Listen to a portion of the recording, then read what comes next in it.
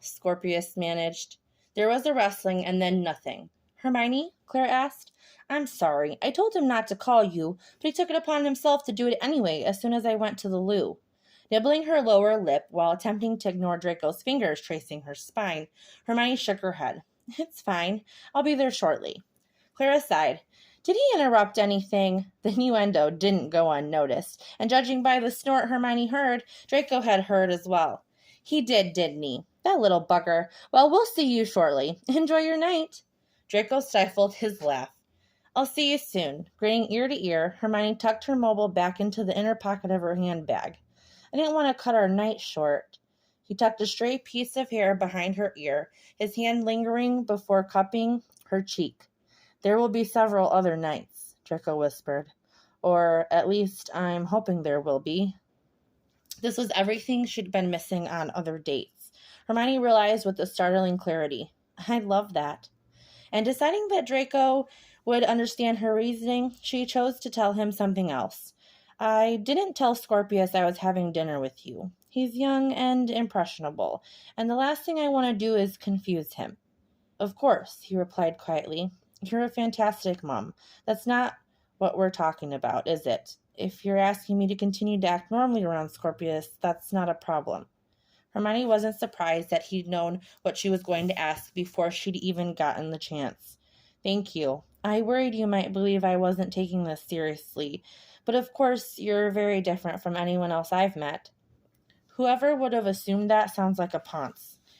Her laugh burst out of her chest, loud and absolutely her. It sounded obnoxious to her, but he didn't give any sign of having the same impression. You'd be right about that.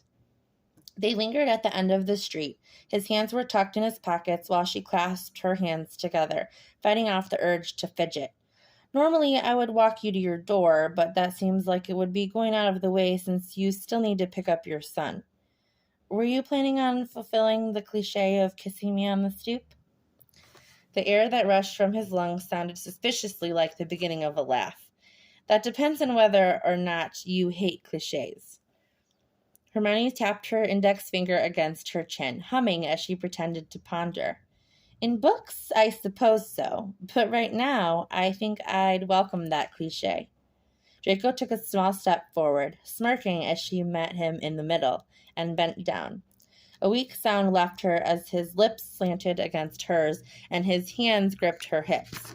Reaching up to tangle her fingers in his hair, she delighted in the ragged breath she dragged from him as her nails scraped his scalp. She was almost certain that she'd whispered his name, and Draco might have done the same. With her head spinning, Hermione didn't pay much attention to anything other than one of his hands sliding down her back, the other squeezing her hip. When she pulled away, Draco captured her lips again. I'm sorry, he gasped, cupping her face before leaning away from her. His cheeks were flushed, his eyes heavy-lidded, and Hermione decided she liked the sight of him so disheveled, especially when she knew she'd caused it. You never need to apologize for wanting to kiss me.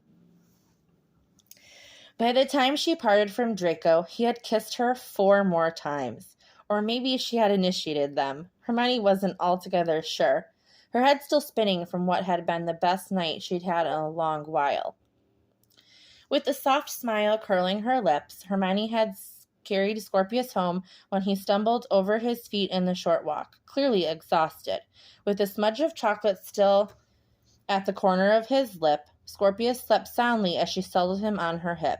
It wasn't comfortable in the slightest. He'd grown quickly for his age, and his height was in the highest percentile. Scorpius would no doubt grow to be much taller than her by the time he reached adulthood, and that was a thought Hermione immediately shoved away. She tucked him into bed after climbing the stairs, pulling his blanket over him. Switching the nightlight on, she left the door cracked. Hermione stripped out of her dress, struggling with the zipper spanning her back. Pulling an oversized shirt over her head, she climbed into bed in only that and her knickers. She was asleep in only moments. Flashback. The corridor was drafty, a deep chill sinking into her skin as she pushed the bedroom door open and padded towards the kitchen. She ought to have eaten dinner, but after the past 24 hours, there was no telling if she'd be able to keep down any amount of food. As she turned a corner, her hands tucked into the pockets of the wool pajamas she'd borrowed from Fleur, They were too long for her. She bumped into a hard chest. Shit, of course. She'd have recognized that voice anywhere, but it didn't belong here. Not in Shell Cottage, not in the Order. Hermione lifted her head, memories swimming back to her of a looming manor, of intricate portraits, and an even more decorated ceiling. Screaming. She'd been screaming. Screaming until she could hear little else, until someone had pulled her out. Apparition felt like being squeezed through a tube. She'd vomited on whoever had hold of her. As she stood in front of him, Hermione remembered it wasn't Harry, and it hadn't been Ron either. Swallowing hard, Hermione looked at him. There were dark circles under his eyes, and he looked more gaunt than she'd ever seen. She truly meant to say something else, something polite, but she didn't. Fiendfire is dangerous. How did you control it? Hermione murmured. He flinched, averting his gaze.